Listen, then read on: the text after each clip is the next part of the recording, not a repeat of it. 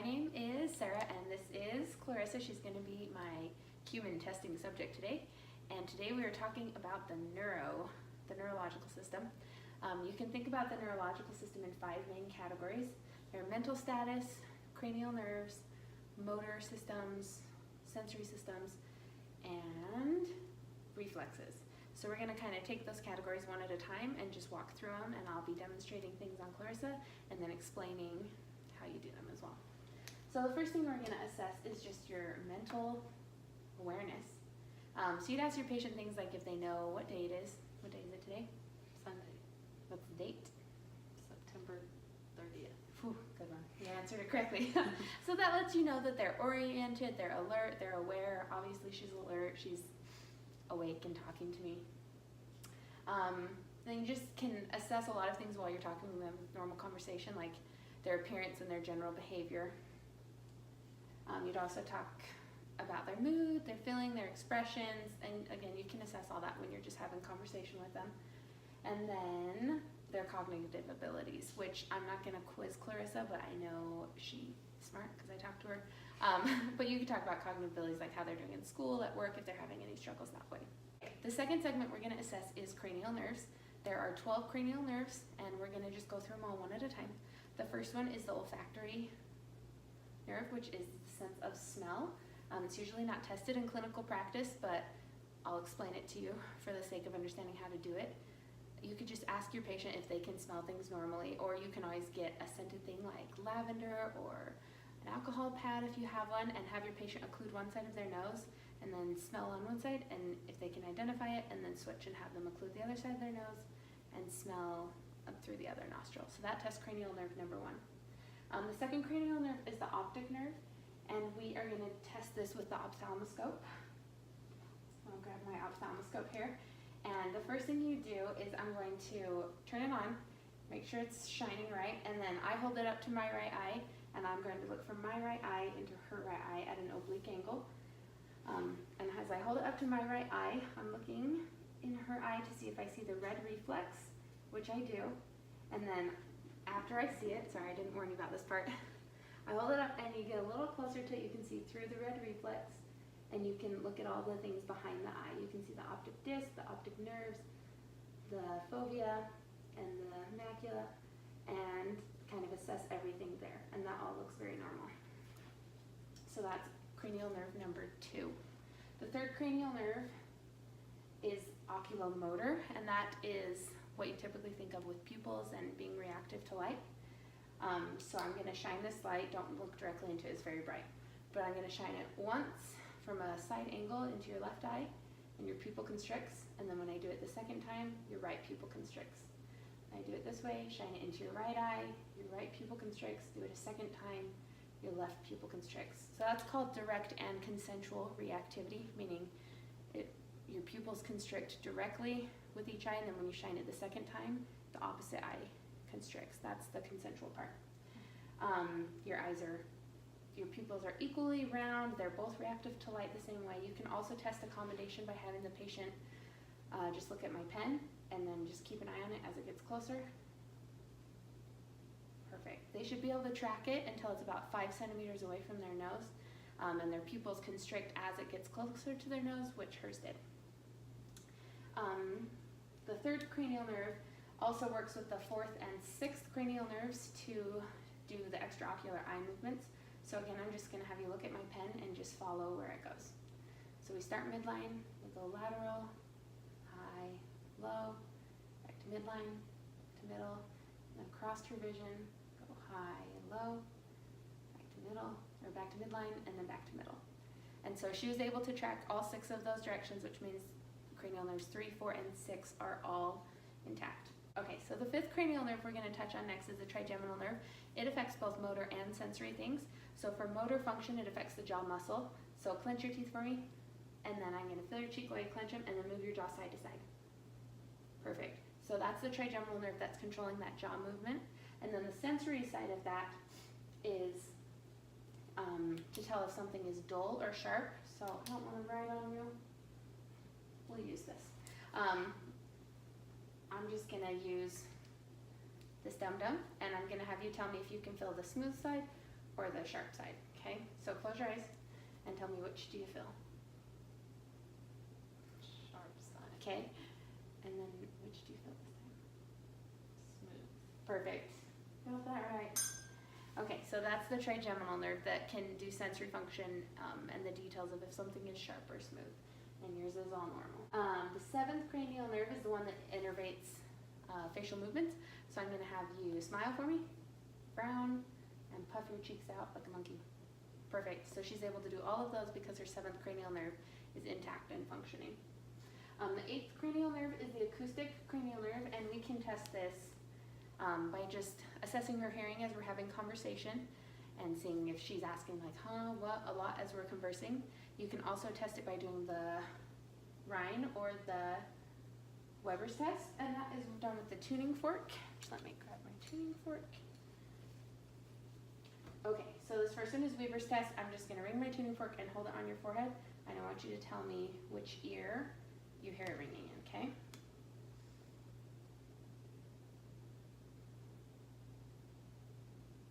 My right ear.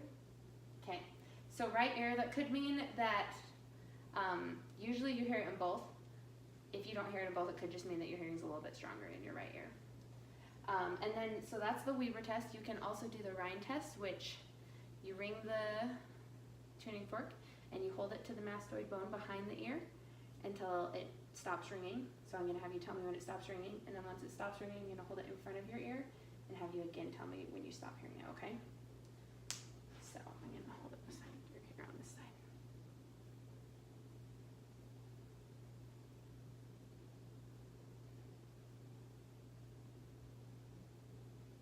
Okay.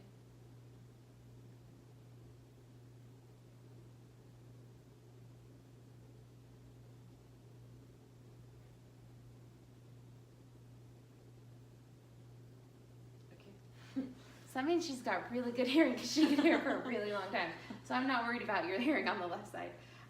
They should be able to hear it longer when it's held in front of their ear than when it's on the bone, because air conduction lasts longer and works better than bone conduction. So that's a very normal finding. The ninth cranial nerve is the glossopharyngeal nerve. So that's what controls your ability to swallow, your tongue movement. So I'm going to have you, let me grab my light again. You can have you stick your tongue out for me. Move it around side to side, okay, and then say ah. Perfect. Okay, when you have them say ah, it lifts their soft palate up so you can see their uvula and assess if it's midline or deviated. Yours is midline, so that's normal. And she's able to control her tongue movements, and it sits midline when she's relaxed. So those are all normal findings for the glossopharyngeal nerve. The vagus nerve also innervates the ability to swallow and the tongue. 9 and 10 work together. The 11th nerve is the spinal accessory nerve. I'm going to put my hands on your shoulder and I'm just going to have you shrug against my hand, okay? So go ahead and shrug. Okay, and she's able to put resistance up against my hands, so that is a good sign. The other thing you can do to assess this 11th nerve is if I put my hand on the side of your face here, I'm going to have you push into my hand. Perfect, and then on the side. Okay, and that spinal accessory nerve means she can control her shoulder movement and resistance against my hand, both directions. The 12th and final cranial nerve is the hypoglossal nerve. This nerve also looks at your tongue, so I'm going to have you stick your tongue out again for me. And this one assesses your tongue is midline. If her tongue was kind of leaning towards one way or the other, it would indicate that that's the side that there might be a cranial nerve injury on. There's a phrase that you lick your wounds, meaning if the left side of your cranial nerve is injured, then your tongue would drift to the left side. So yours is midline, so cranial nerve 12 is intact.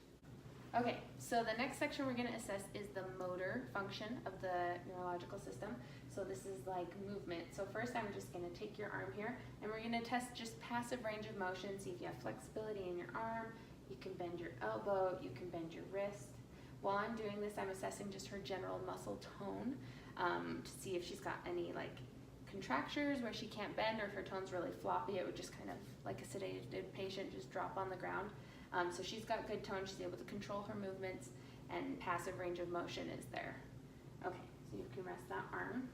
To test your strength, I'm going to have you do a couple things. First, I want you to hold your hands close together, and I'm gonna try and keep your fingers together, and you're gonna try and separate your fingers. So do that, okay.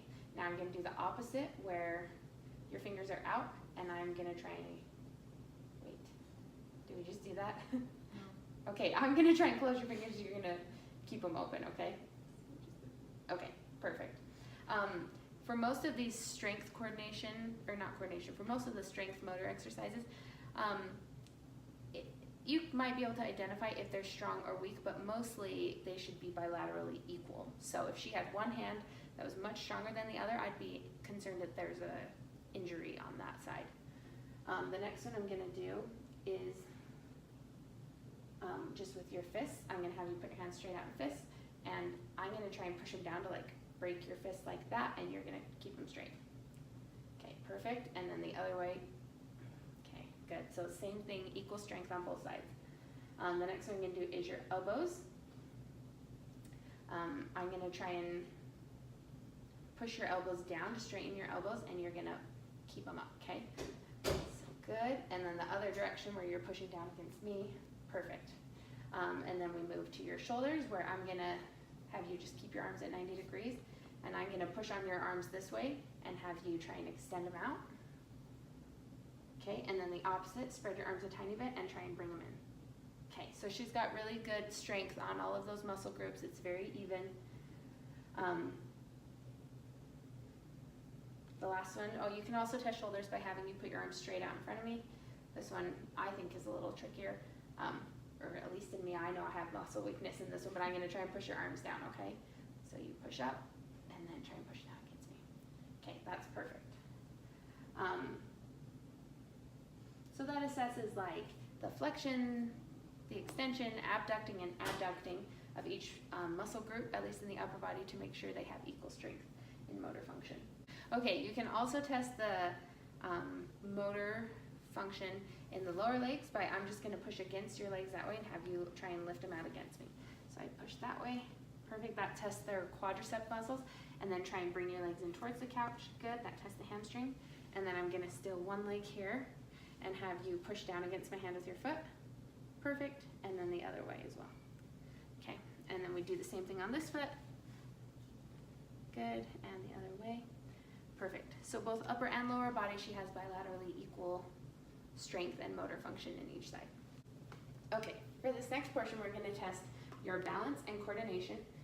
So this test is called the Romberg test, and I'm just gonna have you stand with your eyes closed and put your arms out straight in front of you. So when she does this, we are looking for about 20 seconds to a minute. We just wanna assess if she's swaying at all, or if her arms start to drift to one side or the other. Go ahead and stand on one leg for me. You can be extra mean and test their balance with one leg. Okay, perfect. She's able to stay straight. Balancing on one leg's a little harder, but when she's standing up straight, she's able to keep her arms straight out. That's a good sign. You can also test with the pronator drift, which I'm gonna have you turn your hands over like that. You can open your eyes if you want to. And with the pronator drift, you just very briskly push down on their arms and see if they come right back up to where they were, which hers did. So that tests good balance and good coordination. Okay, you can have a seat again. Okay, there are several other things you can do to assess the coordination. We're not gonna do them all here, but I'll explain some of them to you. You can just observe their gait and their balance as they're walking around. You can have them do a special kind of walking where they walk heel to toe, or they walk just on their heels or just on their toes. You can have them walk so that their right arm sways with their right leg. Test their coordination that way, because usually it swings opposite. You can also have them just stand and do a gradual knee bend to make sure everything's equal and that they can control those muscle groups. You can have them do rapid alternating movements, such as like flipping your hands back and forth and doing it as fast as you can. If it was really jerky movement or one hand went faster than the other, it would be indicative of a neurological injury somewhere. And last, you can do point-to-point movements. We'll demonstrate this one. So I'm just gonna have you touch your nose and then touch my finger and then touch your nose again, okay? So touch your nose first, and then my finger, and then your nose, and then do it again, and do it again. Okay, so this test just ensures that she has proprioception, she can touch her own nose, and then she can track the movements of your finger and is coordinated enough to follow all of those directions. The fourth category we're going to talk about is the sensory system, or the sensory function of the neurological system. Some of the things you can do to test the sensory is you can test position, you can test vibration, and you can test light touch, if they can differentiate between something sharp and dull, kind of like we did with the fifth cranial nerve, the trigeminal nerve. So to test a couple of these, we're going to test vibration. I'm just going to ring my tuning fork and then hold it a couple different places on her upper and lower body. And first I'm going to have her indicate where it's touching her, like which side and which limb, and then tell me if she can feel the vibration or not. So close your eyes for me. Sorry, I didn't warn you of that. Okay. Can you feel the vibration? Yes. Okay, and where is it? Left knee. Okay, perfect. And we'll do one more just to demonstrate. Do the same thing. Right elbow. Okay, perfect. So she can sense the vibration, so that's a good vibration test. The position sensations, you can do what's called stereonosis. Stereonosis, where I'm going to have you put your palm out for me and have you close your eyes. And I am going to put a small object in your hand, and I want you to be able to tell me what it is. You can hold it, feel it. That is a dum-dum. Okay, so she was able to identify with her eyes closed what object was in her hand. You can also do a test. It helps with stereonosis, and it can help with coordination. And I'm going to have you close your eyes again, and I'm just going to write a letter on your palm and have you tell me what it is. S. Perfect. Okay, so both of those are good signs. The next one we're going to do is the light touch again. So for light touch, you just grab something soft. I have a light cloth, and I'm just going to have her tell me when she feels it. So close your eyes again and just tell me if you feel this. Yes. Okay, Yes. okay, Yes. okay, perfect. You can also do, I won't demonstrate this other one, but you can also do what's called the 2-point test. You could do it with a bobby pin, is an easy thing that's usually around the house. And that's where you would spread out the bobby pin to about an inch or so, and then you would touch both ends, 2 points, or 1 point to a patient, and ask them, do you feel 2 separate points touching you or 1 point touching you? And if they can determine that, that will tell you if their sensory functions are working properly. When you do the lower limbs, you have to spread out the distance between the 2 points, because generally it's not as easy to differentiate 2 versus 1. Okay, so the last section we're going to go over, the fifth kind of portion of the neurological system, is reflexes. So I'm going to just demonstrate how to do all the different reflexes here on Clarissa and kind of explain some tips for how to do them. They take a lot of practice. Some of the reflexes you can hit directly on the tendon. I prefer to put my thumb on the tendon and then hit my thumb. It's just how I've always been able to make them work easier. So the first one we're going to do is the brachial reflex. I'm going to have her, I like to have my patients relax their entire arm across my forearm so it can be total dead weight. When this one reacts, it should make her arm kind of flinch upward like that, flex it in a little bit.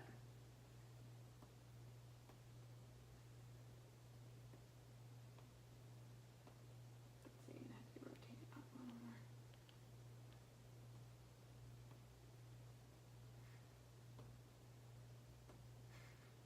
We'll try it once with that.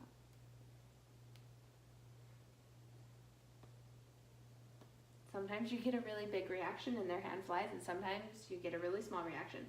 On a couple of those, I can feel her tendon flinching, but it's not enough to make her arm bend in.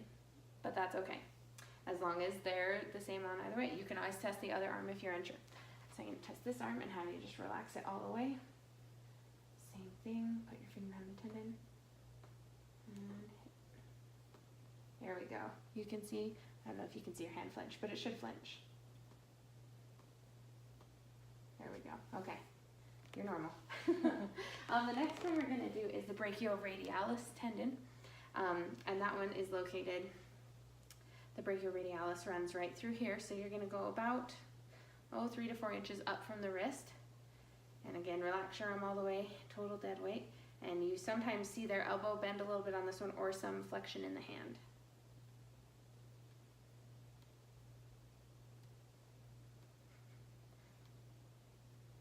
that it, or did I just move your arm? I don't know. Okay, let's try it on the other arm. I had better luck on this one the first time, so rotate it that way. Just let it relax.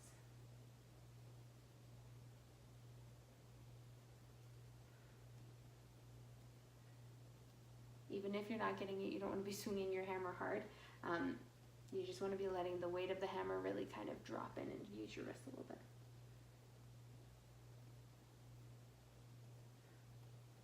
Okay, we'll move on. The next one we're going to do is the tricep wrist or tricep tendon reflex. In order to do this, you're going to have your patient hold their arm at a 90-degree angle like this. Thank you.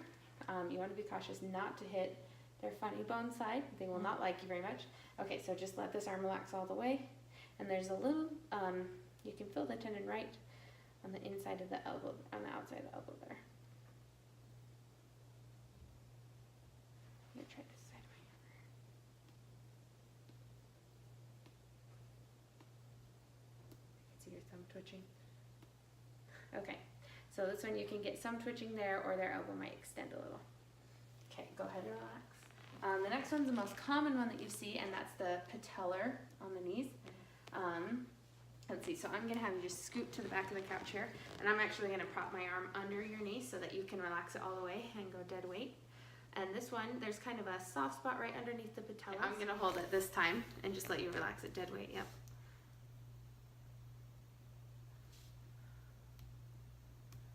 There we go. There we go. Okay, so you should see their leg kick out when you hit that patellar reflex. The last one we're going to do is the Achilles tendon. This should give you the reflex of like extending their foot.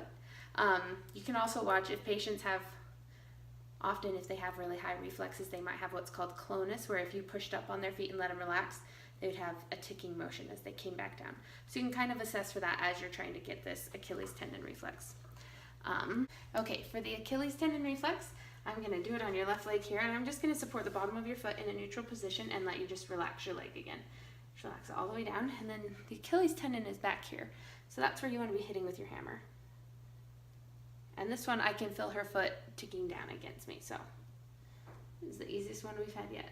Can you feel that? Mm-hmm. Okay, good. Okay, so that's the Achilles one. Superficial reflexes, those are either plantar or abdominal. For the sake of Clarissa here, I'm not going to make her do the abdominal one.